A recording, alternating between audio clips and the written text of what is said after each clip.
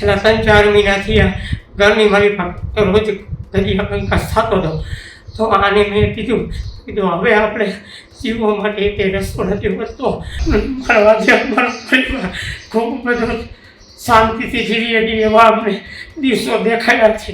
મને અહીંયા 3-4 કલાક બેસાડી ઓફિસમાં બેસાડીને ધમકી મારી ત્યાં આગળ ઓફિસમાં પૂરી રાખીને મને ઓછું વાંચતા આવડતા હતી. મને ત્યાં અમારા વિશ્વાસ છે કે રાખ તું જદી મને પૈસા દઈ દઈશ તેથી હું તને આ બધું કેન્સલ કરી દઈશ.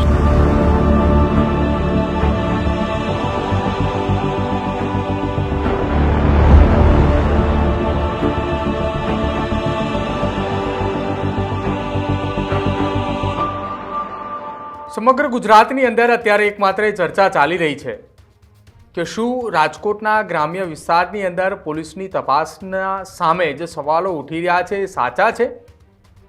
શું ગોંડલ અને રીબડાની અંદર આ જ પ્રકારની ઘટનાઓ વારંવાર બનશે? જો કે આ તમામની વચ્ચે 2 દિવસ પૂર્વે મોરબીની અંદર મોટી સંખ્યામાં પાટીદારો એકત્રિત થયા હતા અને પાટીદાર સમાજના આગેવાનો અને સાથે જ મોરબીના પાટીદાર સમાજના લોકો એ વ્યાજ ચક્રની સામે મોરબી જિલ્લા કલેક્ટરને એક આવેદનપત્ર આપ્યું હતું. ને આખી આ ઘટનાની અંદર એક વ્યક્તિની જમીન એ રાજકોટના કોઈ વ્યાજખોરોએ પચાવી પાડી હતી અને એ જમીન છોડાવવા માટે મોટી સંખ્યામાં પાટીદારો એ અચાનક કલેક્ટર કચેરીએ પહોંચ્યા હતા. જો કે 2 દિવસ બાદ મોરબીના લોકોને પણ એ અંદાજો ન હતો કે મોરબી પોલીસ એ આટલું બધું કામ કરી બતાવશે અને મોરબી પોલીસે એ કરી પણ બતાવ્યું. નમસ્કાર, આપ જોઈ રહ્યા છો ન્યૂઝરૂમ ને આપની સાથે હું છું પ્રદીપ. મોરબીની અંદર 2 દિવસ પહેલા મોટી સંખ્યામાં પાટીદાર સમાજના લોકો અને પાટીદાર સમાજના આગેવાનો એક જ સાથે અચાનક કલેક્ટર કચેરીએ પહોંચ્યા. જો કે આ સમાચાર એ સામે આવતાની સાથે જ વાયુ વેગે સમગ્ર ગુજરાતની અંદર આ સમાચાર એ ફેલાઈ ચૂક્યા હતા કે કેમ મોરબીની અંદર અચાનક પાટીદારના આગેવાનો અને પાટીદાર સમાજના લોકો એ સીધા કલેક્ટર કચેરીએ પહોંચ્યા. કેમ કલેક્ટર કચેરીએ પહોંચ્યા બાદ સીધા જ મોરબી જિલ્લા પોલીસ વડાની પણ મુલાકાત લીધી ને આખી આ ઘટનાની અંદર થયું શું હતું? જો કે એ આખો મામલો એ પાટીદાર સમાજના આગેવાન અને એ પાટીદાર સમાજના યુવક કે જેની સાથે ઘટના બની હતી તેને આખી આ ઘટના વર્ણવી કે મોરબીની અંદર 20 ચક્ર હતું.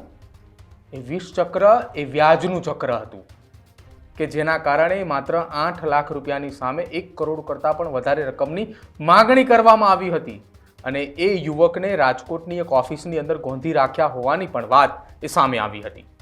જો કે આખી આ ઘટના સાંભળતાની સાથે જ મોરબી જિલ્લા કલેક્ટર અને મોરબી જિલ્લા પોલીસ વડાએ તત્કાલ એક્શનમાં આવ્યા અને આખી આ ઘટનાની અંદર એક તપાસ માટેની એક ટીમ બનાવી અને આ ટીમની અંદર 3 જેટલા પીઆઈની કામગીરી એવી સામે આવી કે 24 કલાક 48 કલાકની અંદર એ વ્યક્તિની જમીન પણ પાછી અપાવી અને સાથે જ એ વ્યાજખોરોના આતંક હતો એનો અંત પણ લાવી દીધો. પોલીસ એ ધારે તો શું કરી શકે છે એ 48 કલાકની અંદર મોરબી પોલીસે કરી બતાવ્યું છે.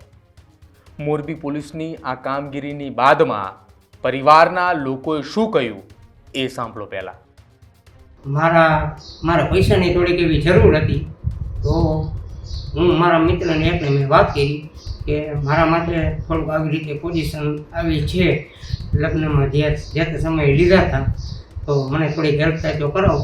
એને મને એમ કીધું મારી પાસે નથી, રાજકોટ મારો એક મિત્ર છે એની પાસે તું હાલ.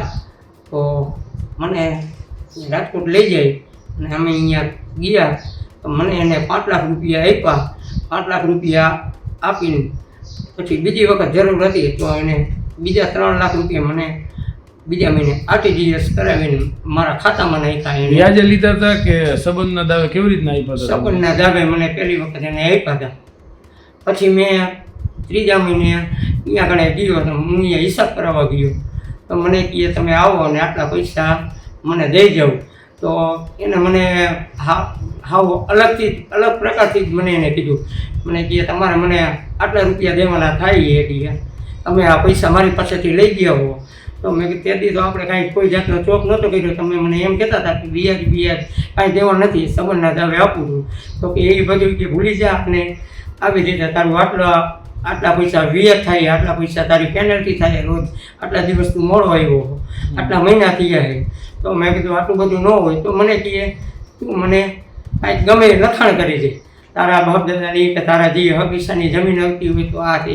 તો મને અહીંયા દબાવણી આપીને 1 કરોડ ને 35 લાખ રૂપિયા પહેલાં વાર મારા માગ્યા. તો મેં મારી પાસે આટલા બધા તો હોય નહીં. તો પછી મેં કીધું જે હોય તે કીધું. મને અહીંયા 3-4 કલાક બેસાડી ઓફિસમાં બેસાડીને ધમકી મારી ત્યાં આગળ ઓફિસમાં પૂરી રાખીને મને કે તો આ લખાણ કરી દે. તો મેં એને સોદાખાત, મને વાંચતા ઓછું આવડે, તો મેં એને સોદાખાત લખી દીધું. તો 3-4 મહિના લગી કાંઈ પછી સોદાખાત તમે વાંચ્યું હતું કે મને વાંચતા ઓછું આવડવાથી તો હું 6 જ ભણેલો છું. તો મને ઓછું વાંચતા આવડતાથી મને ત્યાં અમારા વિશ્વાસ છે કે રાખ તું જદી મને પૈસા દઈ જઈશ તેથી હું તને આ બધું કેન્સલ કરી દઈશ. મેં કીધું તમે મને વાંચવા તો આપો. તો કે વાંચવાનું ન હોય કે તારે મને પૈસા દઈ જવાના ના તું કેન્સલ કરાવી દઈ દે ગમે તે. મેં કીધું હશે હાલો. તો પછી 3-4 મહિને મને જાણ કાંઈ ન કરી અને સીધો એને કોર્ટમાં દાવો કર્યો. પછી 3-4 મહિના થયા એટલે મારા ઘરનાને જ્યારે દાવો કર્યો તો એના ઘરનાને ખબર પડી. તો ઘરનાએ એક વખત દવા પીધી હતી તો એની સારવાર માટે પરિવારના એ બધા લઈ ગઈ. તો પણ છેલ્લા 3-4 મહિના થયા ઘરની મારી પાસે રોજ ઘડી કંકાસ થતો હતો.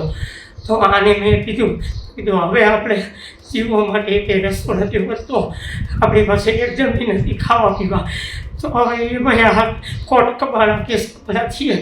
તો મારા ઘરનાએ મારા પરિવારે મને કીધું કે પોલીસ ખાતાનો તું સહારો લે, પોલીસ ખાતું ખાતાને અહીંયા પહોંચે. તો પછી મેં અમને થઈને એમ થયું કીધું સાહેબ પાસે આપણે જાય અને આપણે ન્યાય મળે. સાહેબ પાસે અમે ગયા. સાહેબ પાસે મળવા ગયા હતા? અમે પેલા ગયા સાહેબની ઓફિસે. એટલે અહીંયા અમને એમ કીધું કે અહીંયા આગળ અંસારી સાહેબ છે અને પીઆઈ પંડ્યા સાહેબ છે અને એસપી રાઉત સાહેબ છે, એને તમે મળો. પછી એને અમને ઘણો બધો તમારે દવા નથી પીવી, પરિવારનું અમે અમારા કાયદા કાનૂનથી કામ કરીએ અને અમે તમને બનશે એટલો અમે તમને ન્યાય આપીશું. સાહેબે અમને એવું કહેવાથી ઘણું બધું અમને સાહેબે સારું બધું અમારું કામ કરી દીધું અને અમને આજે ખૂબ આનંદથી અમે જીવીએ એવો અમને અવસર આપ્યો. પીઆઈ પંડ્યા સાહેબે મારું ખૂબ ખૂબ એનો હું અભિનંદન કહું કે આજે મને જમીન પરત અપાવી છે પાછી. રાહુલ સાહેબ અમને ઘણો બધો સહકાર આપ્યો પોલીસ ખાતા. પછી મેં આજે સાહેબે અમને આમ કીધું કે આ તમે બધું કેન્સલ કરાવી નાખો. અમને લોટરી લખાણ કરીને પાછું અપાવ્યું. અમે બહાર નીકળીને અમે એને લોટરી લખાણમાં અમને બધું સહી કરી આપી. ત્યાં આજથી અમે હવે આ કેસ કબાડાની કાંઈ નહીં કરીએ, અમે બધું પરત ખેંચી લઈ તમારી જમીન ઉપરથી આ બધું પાછું ખેંચી લઉં. તો મેં કહ્યું કાંઈ વાંધો નહીં. અમે બહાર નીકળીને મેં મારા જીજાજીને ફોન કરીને લોટરી લખાણની એને વાત કરી. એ લોટરી લખાણ રોડ ઉપર બોલાવીને એ ભાઈ હારે અમે બધું કેન્સલ કર્યું અને પૈસા એને પરત આપી દીધા અને ચેકથી મેં એને પાછા આપી દીધા. અને સાહેબોનો ધન્યવાદ કે મારો પરિવાર ખૂબ બધો શાંતિથી જીવીએ છીએ એવા અમને દિવસો દેખાયા છે. ઘણા બધા સાહેબો એવા બધા હોય છે કે ન્યાયથી કામ કરે, અમને ન્યાય અપાવ્યો. અમારી જમીન આજે અમને પરત અપાવી છે. પીઆઈ પંડ્યા સાહેબ હું એનો ખૂબ ખૂબ આભારી છું. રાહુલ સાહેબ અને અંસારી સાહેબે ખૂબ બધો અમને સાથ સહકાર અને મારા પરિવારને આજે ઉગાડ્યું છે. બસ બીજું હવે હું બોલી શકું એમ નથી. દીકરીના લગ્ન અને દીકરાના ભણતર માટે જે પિતાએ 8 લાખ રૂપિયા લીધા હતા એની સામે પિતા પાસેથી 1 કરોડ કરતાં પણ વધારે રકમની માગણી કરવામાં આવી હતી. જમીનના દસ્તાવેજો ઉપર પોતાનું નામ નોંધણી કરાવવામાં આવ્યું અને ત્યારબાદ વ્યાજખોરોએ મોરબી કોર્ટની અંદર એક કેસ પણ દાખલ કર્યો હતો કે આ જમીન અમારી છે.